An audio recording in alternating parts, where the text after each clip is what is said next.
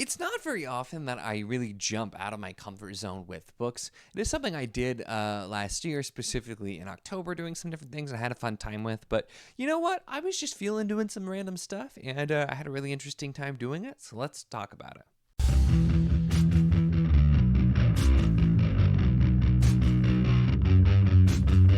Hello and welcome to my channel. In this video, we are going to be talking about 4 random books that are definitely outside of kind of my normal thing. Now, one of them's not super far off, but I specifically got it as a recommendation from somebody who has super different taste than me, so that's where it still counts here. And I didn't actually do this specifically for a video. After doing 3 kind of really different things in a row, I'm like, you know, why don't I just do one more and make it a video? Because I already was starting to think of something, and I just really was in kind of a weird mood coming in this month, and instead of, sometimes after a readathon, I end up feeling a little bit slumpy, but instead of that, I was really feeling like doing stuff, but I just kind of wanted to try some different stuff. So I started with doing some short stuff. Nothing was sticking, so I'm like, let's do some random stuff. So we're going to talk through each one, and I'm not going to do like a full review, but kind of talk a little bit about them because they're, for the most part, fairly short and kind of different, but we'll jump in and start with the first one, which is No Kindness Too Soon by Sylvain Neuvel. I had never heard of this author. This one was specifically recommended by Jake the Bookish Drummer, who, like I said, we have extremely different taste, and is also a full cast audio, and I've not really done a lot of those, but I'm not a huge fan, and it's been sort of it's one of those things where, like, for some reason, they just don't land for me super, super well. And so I just ended up not really trying out a ton of those. This one, though, is kind of a play on first contact thriller type thing, some sci-fi thing. And it's basically there's a signal from space that seems to be coming from somewhere, and they're trying to figure out what's actually going on with it. And a group of people are taken to the bottom of the Grand Canyon in order to try to figure out what's going on. There are some twists and turns. It really does throw a lot of the first contact kind of cliches on their head, and ends in a really, really fun kind of the way it pulls off the ending. I thought was really good and actually really well done. So I had fun with this. This was, just kind of a different story and a short one to go through. Was included on Audible, I'll mention as well here too. And so I think for doing a story like that, the voice work was really good, I will say too. There were some sound effects, but nothing too crazy. So it was mostly just the voices. So I've slowly tried out a few more of these, and this was I think a pretty good one. And just based on the tone and the kind of the writing here, I'd be curious to try more from this author just because it was kind of a fun thing. And then next up, I did probably the most outside of my normal kind of read of all, I Might Be in Trouble by Daniel Aleman. So I'd never heard of this book, never heard of this author. Literally what I did, because I tried out like 3 or 4 things, nothing was sticking, and I'm like, I'm just going to go. I went to my Libby app, and I said, I don't want any audiobooks over like a certain length because I wanted something kind of short. And then I filtered by popular, and I never do that because, I don't tend to read a ton of popular books. And this was like on the first page of results, and the premise sounded kind of interesting. So I'm like, hey, why not? And the premise here is the main character, David, is kind of a struggling author who'd been very successful with his first book, second one not so much, and so he's kind of just in the between stage and doesn't really know what's going to be happening with his career. And then he's just kind of living his life and has a date, and then he wakes up the next day and his date is dead next to him, and he's not really sure what to do. And then the book is kind of him trying to figure out what to do about this, as well as additionally potentially turning it into a book. So you get some sort of like of the meta humor about this is about an author in the book, and in the book the author wakes up at this, is trying to figure it out. And so there are some other things like that where I think the character is in a lot of ways a stand-in for the author himself, but also is kind of, that I thought that was a fun premise, and so this was really the reason I picked this up. Now, the thing I will say is the premise is it does go in some of that kind of like the black comedy, and this is like part like black comedy or dark comedy, part like contemporary fiction, I guess, is probably what I would really call it. But the parts that we were focusing on, that part of the premise, were quite absurd in like the way that you would expect, and also deals with his literary agent, who's an older woman, and was just my favorite character with how ridiculous every scene with her in it was, just kind of ridiculous in a really fun way. And I was imagining Jessica Walters for a while playing the character as well, and that kind of just upped it for me. But that's who I was just kind of imagining in my head for there. So I thought this was fun. I thought it was going to lean a lot more into that kind of the premise, but it ended up being much more like introspective, looking at the character and the character, both his childhood and his adult life, and feelings of kind of going through his life being a gay man and what that was like for him. And so it's a lot of introspection there, and some of the kind of the meta moments again, because it's in the book, the author uses his books to kind of explore himself, and so that kind of thing. So it did focus a lot more on that, and I thought it was really well written, just not my normal kind of read. There was definitely some sexual content in here, and I'm not a fan of that in my books, as I've mentioned many a time. You may have heard me. It wasn't too bad though. The first one though was very cringy, and it was supposed to be. I will say it was very clearly supposed to be, because it was being done for comedic effect. But I'm just like, man, I could do without that in my books. And so it just was, yeah. It was still, though, it was a fun one, and had a lot of heart to it. And I don't think I'm gonna go and read anything else by this author, because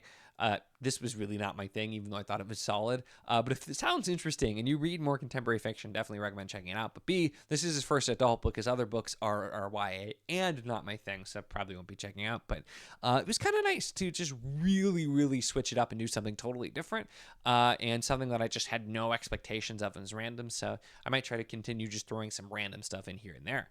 And then next up, we had the least successful of the bunch, Night of the Mannequins by Stephen Graham Jones. Now, this is the second Stephen Graham Jones I've tried. It's the first one I finished, and it was only, it was very short audio, because this is like a short story or a very short novella, and so it was really short.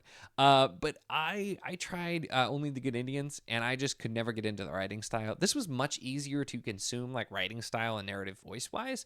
Just wasn't really... I don't know. It still kind of had a weird feel to it. I think this author is just one of those authors that either clicks for you or doesn't, from my experience so far, and still doesn't really overall click with me. It was weird. This is about like a group of kids who like pull pranks and have a weird relationship, and they decide to pull a prank on their friend who works in a movie theater using an old mannequin, but then one of them thinks the mannequin's become alive and is going to kill people, and so he has to kill people essentially to save them. And the premise doesn't make a lot of sense, and I think it's just kind of going off the weird horror thing.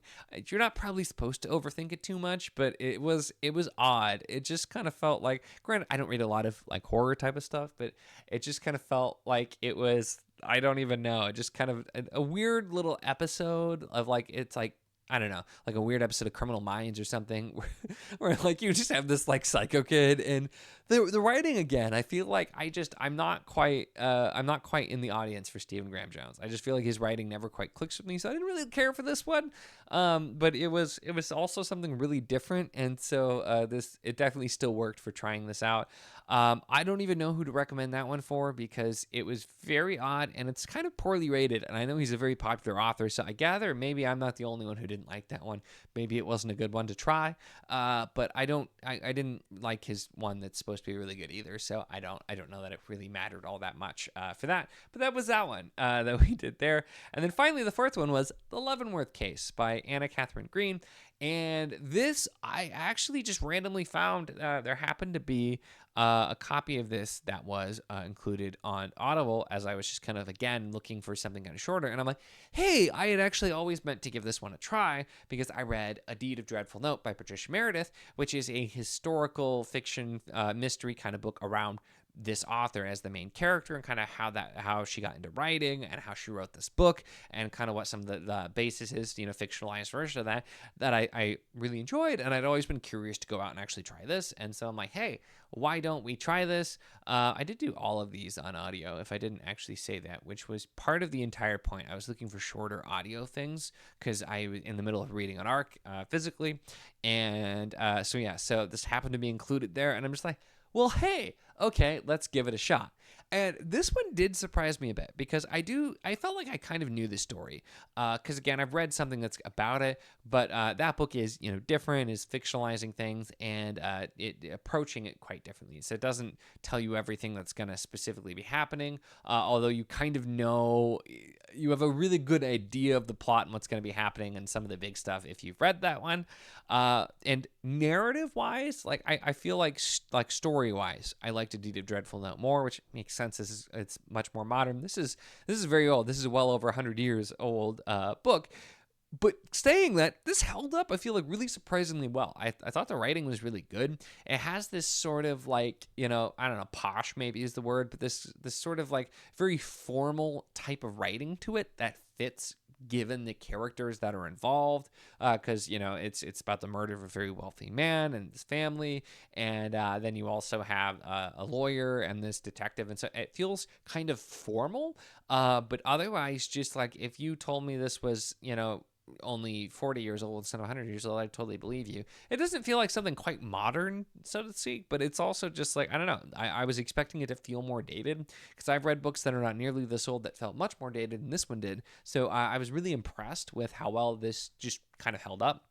And felt like it really didn't feel super dated. But also, it's just the mystery and kind of the approach to it that they take, I did enjoy. And I have not done a lot of mysteries. It's something I'm curious to try more of as well, specifically, which is a good reason to give this one a shot. But just kind of the approach that she takes. And it has the line, which is a really great line, where the detective said, he's like, oh, what do you suspect? And the detective says, my job is to detect, not suspect. And so a really good line there, but just kind of seeing really, really early detective fiction, because like this predates Sherlock Holmes and all that kind of stuff as well.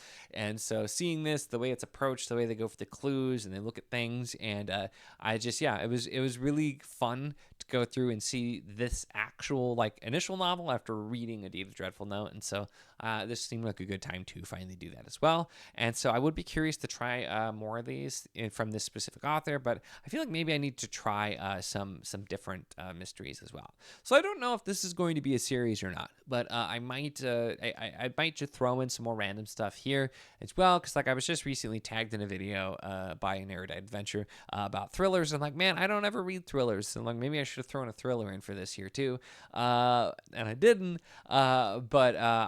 These were all very much random picks where I was just kind of looking for shorter things. So maybe I'll do another one of these, at some point as well if I read some different things. I figured I'd do kind of a combined video talking about them, just because none of these are the normal things I would probably be reading on my channel. So I don't know how interested people would be in one-off reviews of these, but kind of combining, I figured, hey, why not? We'll give it a shot.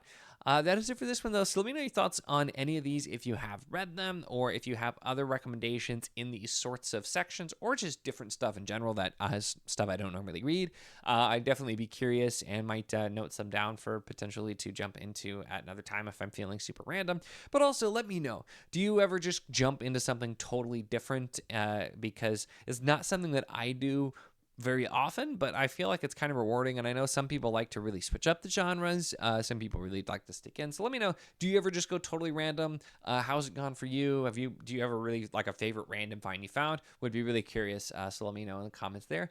That is it for this one though. So let me know in the comments. Like I said, make sure to give the video a like if you enjoyed it. Check the links in the description as always for the Patreon if you want to support what I do, as well as the Wizardly Enclave Discord if you want to chat books, whether any of these books, other books, really anything at all. It's a lot of fun and we'd love to have you. And of course, if you enjoy my content, make sure to subscribe.